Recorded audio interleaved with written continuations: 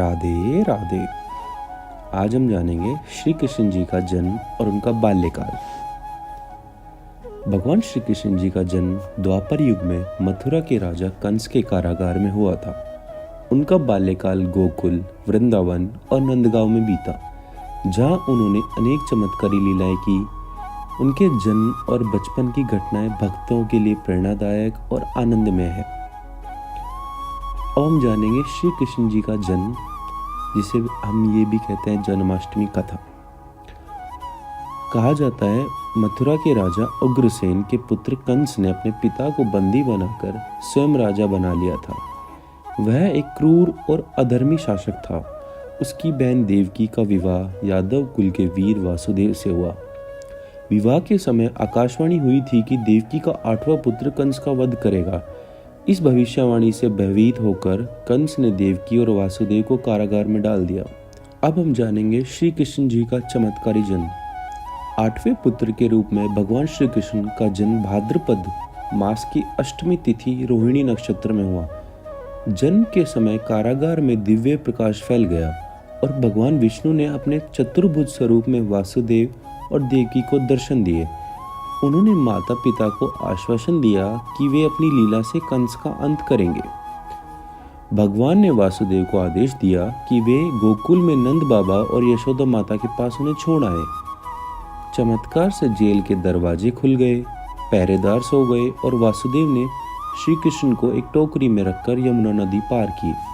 गोकुल में वासुदेव ने श्री कृष्ण जी को यशोदा माता के पास सुला दिया और उनकी नवजात कन्या योगमाया को वापस लेकर लौट आए। जब कंस ने कन्या को मारने की कोशिश की तो वह आकाश में उड़ गई और देवी का स्वरूप धारण कर बोली, कंस, तेरा वध करने वाला जन्म ले चुका है। अब हम जानेंगे श्री कृष्ण जी का बाल्यकाल और उनकी अनेक लीलाएं।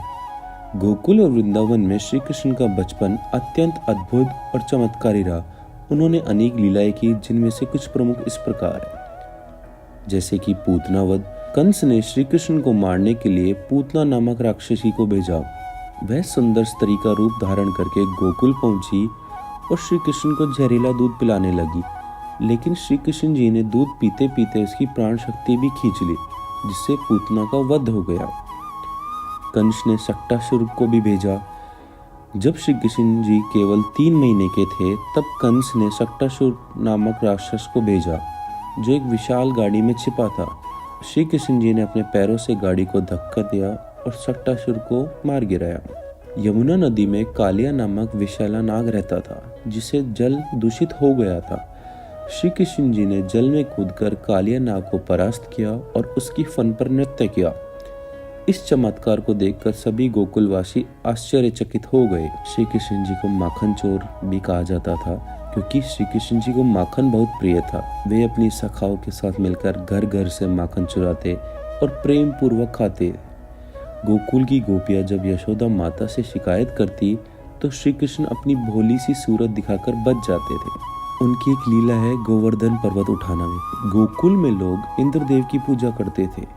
श्री कृष्ण जी ने सभी को समझाया कि इंद्र की बजाय गोवर्धन पर्वत की पूजा करनी चाहिए, क्योंकि वही हमें वर्षा से सुरक्षा देता है। इससे क्रोधित होकर इंद्रदेव ने मूसलाधार वर्षा शुरू कर दी। जब श्री कृष्ण जी ने यह देखा तो उन्होंने अपनी छोटी उंगली पर 7 दिनों तक गोवर्धन पर्वत उठाकर गोकुल वासियों की रक्षा की। इसी घटना से उन्हें गोविंद कहने लगे थे। उनकी एक लीला में से एक है रासलीला और राधा माँ के साथ प्रेम। वृंदावन में श्री कृष्ण जी ने गोपियों के साथ रासलीला रचाई, जो प्रेम और भक्ति का प्रतीक मानी जाती है। राधा माँ और श्री कृष्ण जी का प्रेम आध्यात्मिक प्रेम का सर्वोत्तम उदाहरण माना जाता है। अब हम देखेंगे मथुरा गमन और कंस का वध। जब श्री कृष्ण जी युवा हुए तो कंस ने उन्हें मथुरा बुलाकर मारने की योजना बनाई। वहां उन्होंने कंस के पहलवानों चाणूर और मुष्टिक को हराया और अंत में कंस का वध करके माता पिता को कारागार से मुक्त कराया। अब हम ये जानेंगे कि श्री कृष्ण जी की क्या शिक्षाएं मिलती हैं। पहली, सच्चाई की हमेशा जीत होती है। श्री कृष्ण जी ने अन्याय और अधर्म के खिलाफ हमेशा संघर्ष किया। दूसरा, भक्ति और प्रेम सबसे ऊपर है, जैसे कि राधा कृष्ण का प्रेम भक्ति का सर्वोच्च रूप है। तीसरा, प्रकृति और ईश्वर की आराधना करें, जैसे कि गोवर्धन पूजा के माध्यम से उन्होंने सिखाया कि हमें प्रकृति का सम्मान करना चाहिए। चौथा, धैर्य और शक्ति से संकटों का समाधान करे, जैसे कि कालिया नाग और गोवर्धन पर्वत की लीलाएं हमें यही सिखाती है। धन्यवाद। राधे राधे। आगे के हम सीरीज में जानेंगे कंस वध और मथुरा में राज्य